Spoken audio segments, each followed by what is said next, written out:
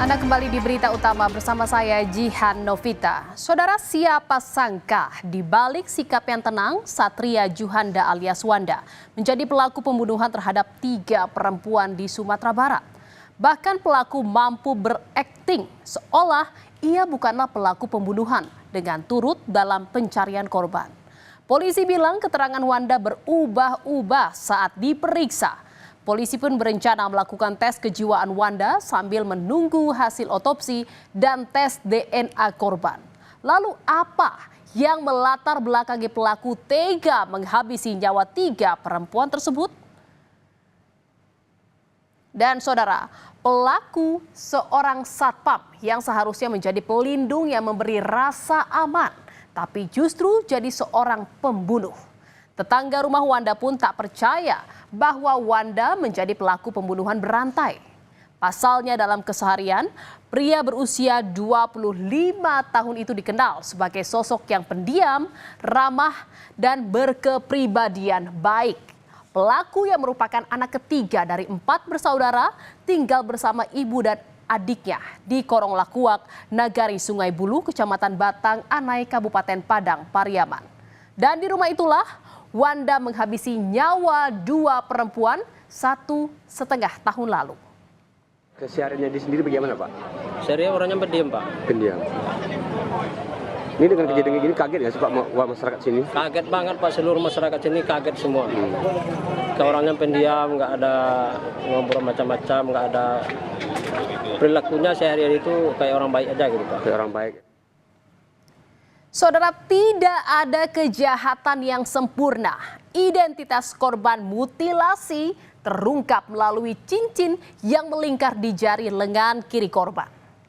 Dan rupanya korban adalah Septia Adinda, perempuan berusia 25 tahun.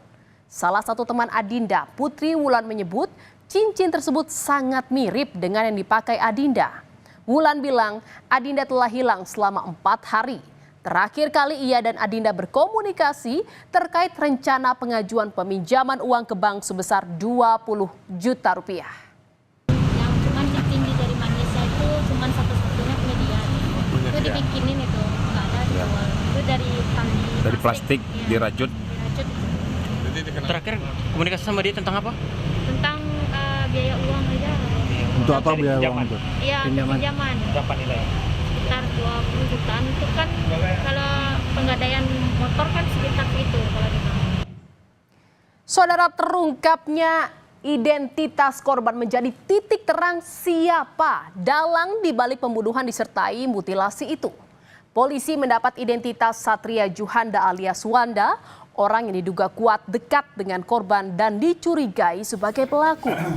Polisi menangkap Wanda di tempat kerjanya sebagai security di pabrik bata ringan. Wanda mengakui perbuatannya membunuh dan memutilasi korban di sebuah perkebunan di Korong Kapalo Banda, Nagari Sungai Buluah Timur, Kecamatan Batang Anai pada 15 Juni lalu. Namun dalam perkembangan penyidikan, keterangan pelaku berubah-ubah. Pelaku membunuh korban di kawasan pabrik tempat ia bekerja.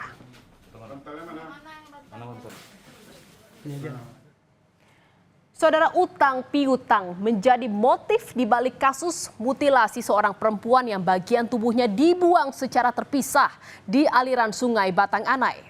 Korban meminjam uang kepada pelaku senilai 3,5 juta rupiah. Namun saat ditagih, korban tidak mampu membayar utang tersebut. Dan itulah yang melatar belakangi Wanda membunuh dan memutilasi temannya sendiri.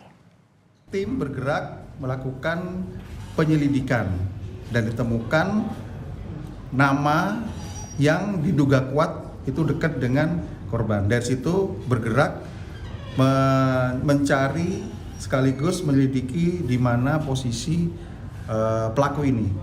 Sakit hati karena ada pinjaman yang belum dibayarkan dari korban.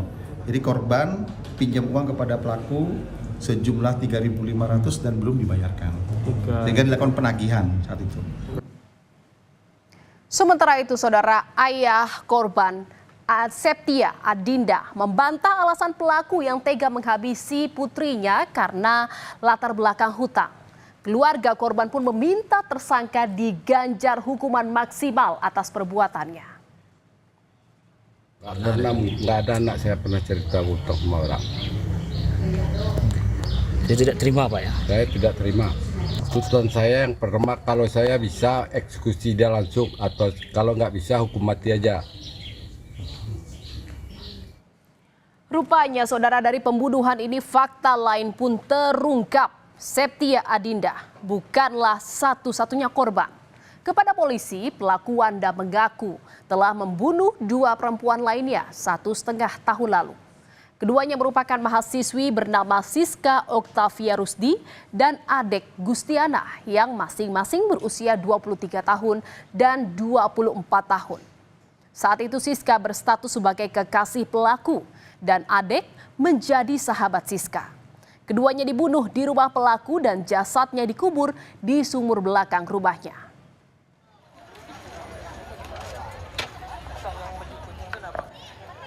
Warga mengelilingi rumah pelaku Wanda untuk menyaksikan proses evakuasi pada Kamis pagi.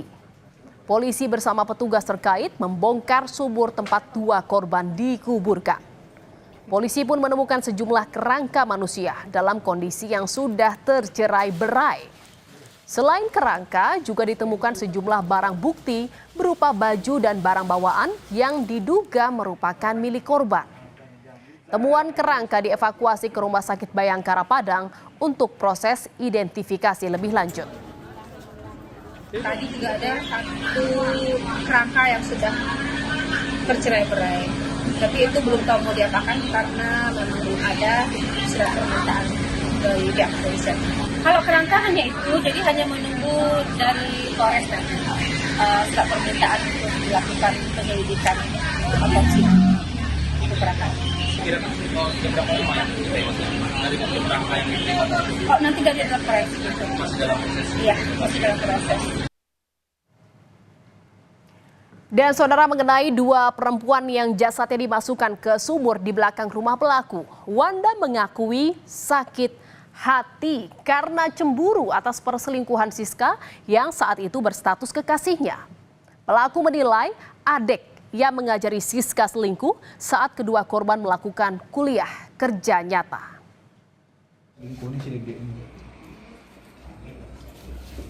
Lagi selingkuh ke kamu? Yang ngajarin Cika selingkuh si Dede. Udah saya lihat chatnya. Kamu pacaran sama Cika? Iya. Iya. Cikanya selingkuh. Cika selingkuh. Kamu bunuh lah si Cika itu. Iya. Nah, terus kenapa Dedek kamu bunuh? Yang ngajarin si Cika ini selingkuh si Dedeknya. Di KKN dia ajarin. Kamu bunuh juga si Dedek. Iya. Ketiga korban pembunuhan memiliki latar belakang yang sama, yaitu pernah menjadi mahasiswa di sebuah kampus yang sama di Kota Padang. Polisi pun masih menggali apakah kasus pembunuhan dan mutilasi kepada Adinda berkaitan dengan pembunuhan terhadap Siska dan juga Adek. Polisi juga mendalami kemungkinan adanya korban lain dan pelaku lain yang terlibat dalam kejahatan ini. Polisi pun menyisiri aliran Sungai Batang Anai di Padang Pariaman untuk mencari sisa bagian tubuh korban mutilasi yang belum ditemukan.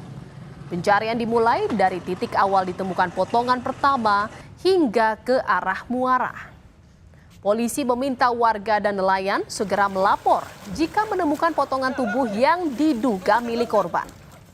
Polisi telah menemukan 6 dari 10 bagian tubuh korban dan saat ini masih disimpan di Rumah Sakit Bayangkara untuk keperluan identifikasi. Menyisir Sungai Batang Anai, jikalau mudah-mudahan kita bisa menemukan potong tubuh yang masih tersisa. Yang belum diketemukan ada 4 bagian. Tetap melaksanakan kegiatan ini bersama dengan masyarakat ataupun dari Airut. Akan kita lakukan sampai nanti kita menunggu petunjuk lebih lanjut daripada pimpinan. Satria Juhanda alias Wanda, pria pelaku pembunuhan 3 perempuan bergelagat tak biasa. Pengakuan pelaku kerap berubah-ubah dan tidak sesuai dengan bukti yang ditemukan. Gelagat Wanda yang cukup tenang saat diperiksa polisi menimbulkan sejumlah pertanyaan. Polisi pun berencana untuk melakukan pemeriksaan terhadap tersangka pembunuhan berantai tersebut. Dan saudara, polisi akan melibatkan psikolog dalam pemeriksaan terhadap pelaku pembunuhan dan mutilasi yang terjadi di Padang Pariaman, Sumatera Barat. Psikolog dilibatkan dalam pemeriksaan ini lantaran pelaku memberikan keterangan yang berubah-ubah. Dan hingga kini, polisi masih menggali motif lain dari pembunuhan berantai ini. Keterangan sementara, pelaku memutilasi korban karena motif utang dan membunuh 2 perempuan lainnya dengan motif asmara. Jiwaan apabila itu dirasa perlu dalam hal pendampingan tersangka, saya rasa perlu. Yang kita kejar adalah motif, ya, motif dari kejahatan ini, dari pelaku ini sehingga adanya tindak pidana. Polisi belum percaya sepenuhnya dengan pengakuan pelaku. Apa benar keterangan pelaku adalah keterangan yang sebenarnya? Hasil pemeriksaan forensik nanti akan menjawab apa saja yang dialami korban. Apakah ada motif lain di balik pembunuhan 3 perempuan di Padang Pariaman, Sumatera Barat? Yang pasti, kebenaran akan selalu mencari jalan untuk mengungkapkan dirinya.